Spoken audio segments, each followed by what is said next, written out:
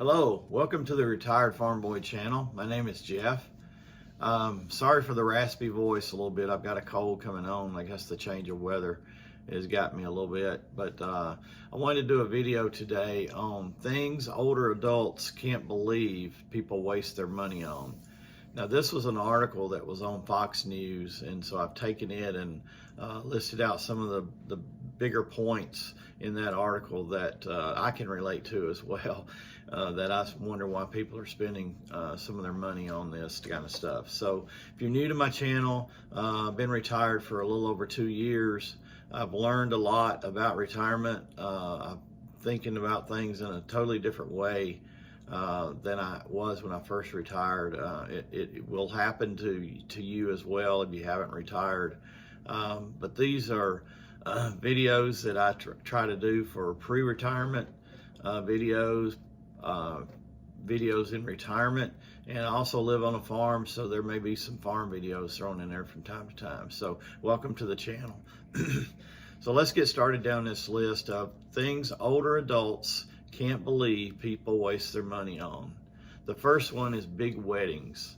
Now this is one that you see some very elaborate weddings being put on today, and you might read articles about people that have put on these big weddings. And the bad part of it is that I think in today's U.S. over half of the people that get married are going to get divorced. So, you got to look at it from that perspective. I know everyone doesn't think that when they get married and they want to have a big wedding, but it is something that people can go crazy on and maybe even take loans out on. That's the part that's crazy. I think if you can pay for it out of your pocket, that's one thing. But if you're having to borrow money and take a loan out for your wedding and maybe your honeymoon, then I think you need to really step back and question that one a little bit. Next one on my list is HOA fees. Now HOA fees have become more common, I think, as time has gone on. Many subdivisions now, they do a little bit of service for you, may have a pool area, community center, things like that. And of course, they're going to charge HOA fees for the people that live there. Some of these fees can be extravagant, and one thing about the fees too is they'll never go down. They're only going to go up. So a good example of that is there's a high-rise condo near my wife and I down on the river, and we were sort of at one time interested in downsizing and moving into something like that. A little bit too extreme as it turned out for us to be able to take, but one thing I remember, we went and actually looked at one of the condos, and it was beautiful. It had a great balcony that had a great view of the river. So it would have been a really nice thing to come to every day. And of course, it had a pool, a community center, gym, all the things that come with those kind of things. The bad part of it is the HOA fees were $500 and $600 depending on the size condo you took. And I thought, holy smokes, I can't imagine that being, on top of all the utilities. You still had separate utilities and things like that. So, they've only gone up. I've sort of kept an eye on that location as the time has passed, and the fees are just going up and up and up. And it's like, I don't see how people can do that. So watch out for those HOA fees. They will never go back down.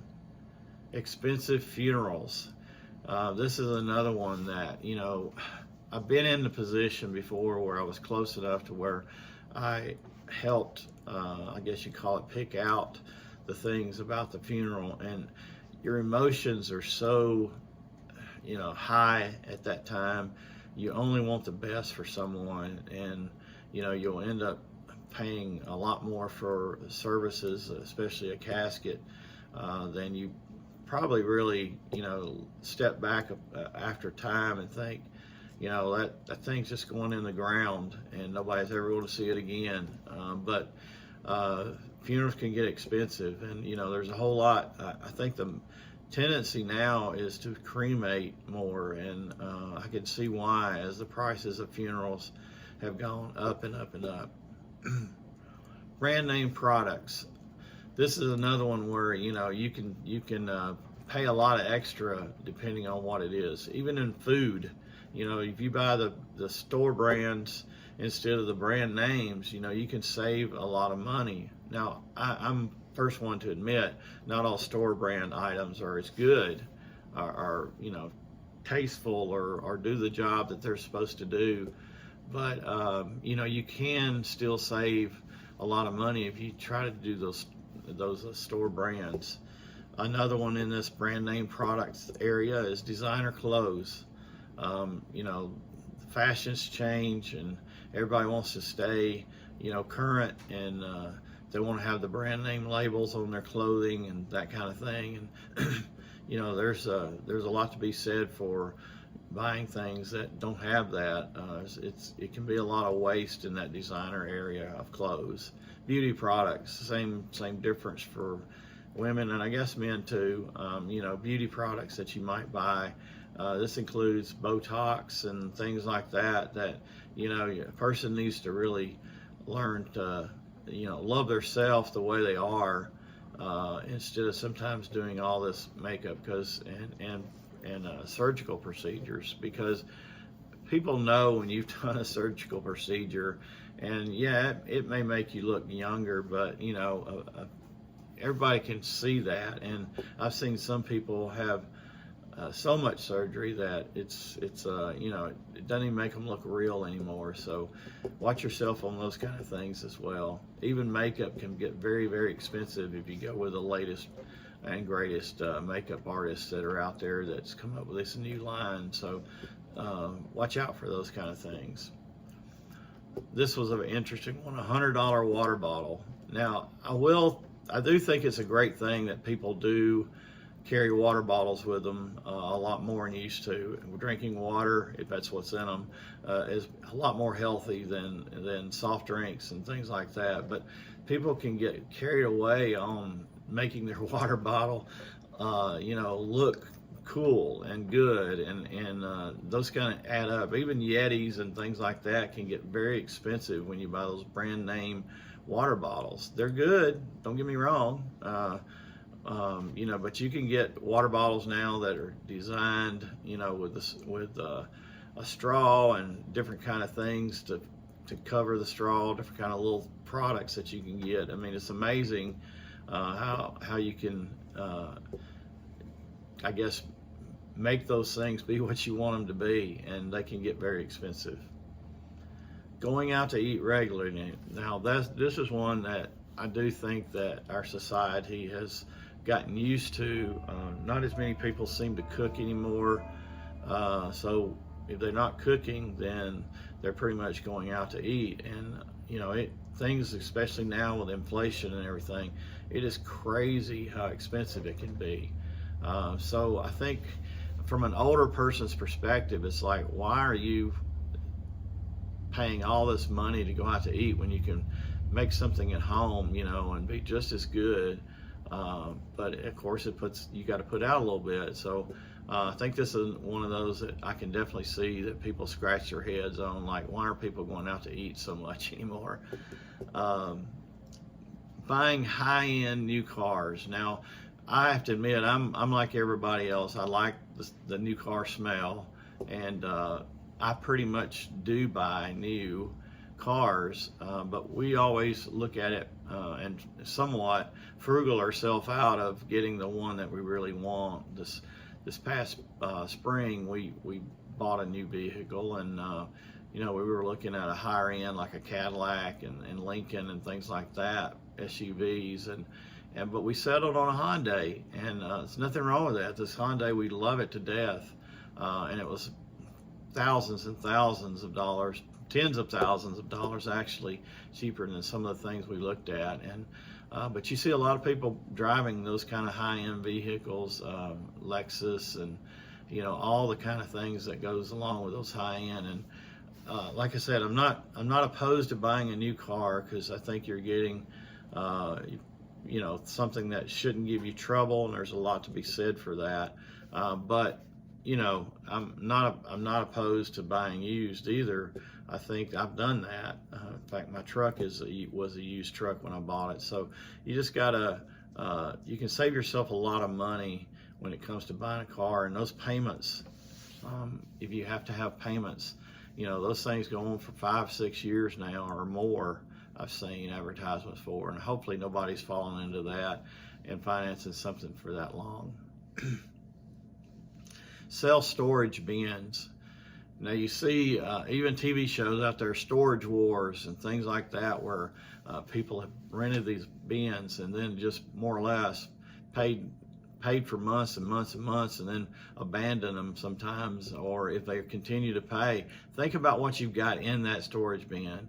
If you pay many months on a storage bin, you likely can replace or get better stuff than what you might have stored in that storage bin. So think about it in that respect. I know there's heirlooms and things like that you know, fall into that category that you can't get rid of it, but you know, you got to really watch out for those storage bins. I know I've known people that's had stuff in there for years, and it's like, what a waste of money. Collections of things. Now, I think you know, we're sort of known as collectors. Maybe not hoarders, but you know, we do love to collect things. I think it's a common trait that we all have. Whether it be knives or guns, in my case, I collect them. But you got figurines, and my wife is obsessed with oil lamps. So we've got, I don't even want to think about counting how many oil lamps we have. But those kind of things, you know, you got to think about it in terms of who's going to take those things when you pass. Are they going to be worth anything to anybody? Likely they're not going to be as important to them as they are to you, because it's your collection, not theirs. So think about it from that perspective. But people do and can get obsessed with collecting things. And the last one I'll cover is buying coffee instead of making it at home. So you see, when you go into the office, when I was working in particular, you know, people would bring in a coffee from Starbucks, Dunkin' Donuts, so many other, Caribou. There's so many other coffee stores out there now that you can buy coffee from. And it always amazed me that people would go pay, you know, $5 to $10 for a cup of coffee, when, you know, in our office anyway, coffee was free. Now, was it as good? Maybe, maybe not. I don't know. But to me, coffee is coffee. So I don't understand the big deal about that. But that is a big trend that has taken off. I mean, that's the reason you have all these chains out there.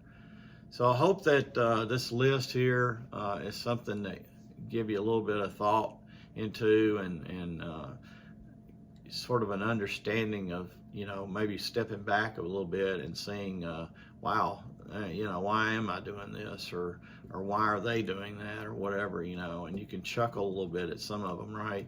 Because some of these I could fall into. But I think it's a pretty good list that we all need to think about, and possibly, you know, reconsider as you get older. You start thinking about things a little bit more monetarily as well, you know, of what you can save versus what you spend. So hope you've enjoyed the video. I appreciate you tuning in. And one thing I want to say, retirement is great. Thank you.